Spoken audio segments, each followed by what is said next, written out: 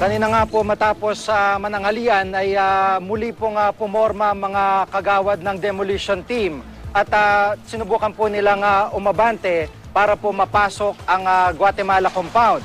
Pero agad dumarang po ang mga residente sa nakikita nyong video at hindi po nagpatinag ang mga ito sa kabila po ng dami ng demolition team din.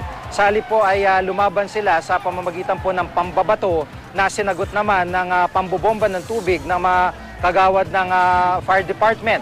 Pero sa kabila po niyan ay nagpatuloy po ang batuan ng mga bote na yung iba nga po ay may lamang pang beer at kung ano man nga ang may babato ng mga residente dito.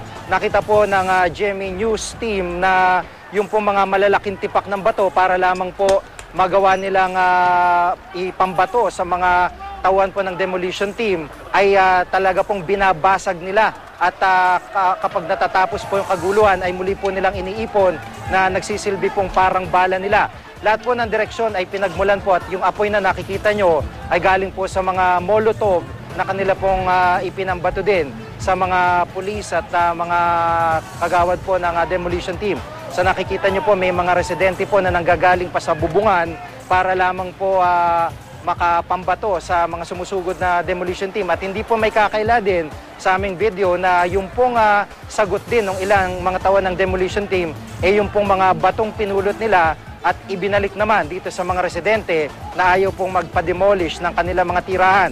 Sa ikalawang pagkakataon po, bandang hapon na ay muling sumugod po ang mga tawan ng demolition team. Pero sa pagkakataong ito, nauna na po sa kanila yung mga kagawad po ng PNP.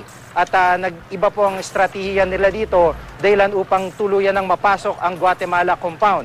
At dito nga po, nung magkaroon sila ng pagkakataon, ay pumasok na agad ang SWAT team sa Guatemala compound at napaalis yung mga residente. Meron po mga nasaktan, meron po mga nabatong residente at meron din po mga nakalanghap ng tear gas na pinakawalan dito. At kanina nga po ay nakita pa natin yung isang residente na muntik ng kuyugin ng mga pumasok na mga otoridad o ng mga party po ng demolition team pero napigilan po ito ng mga otoridad.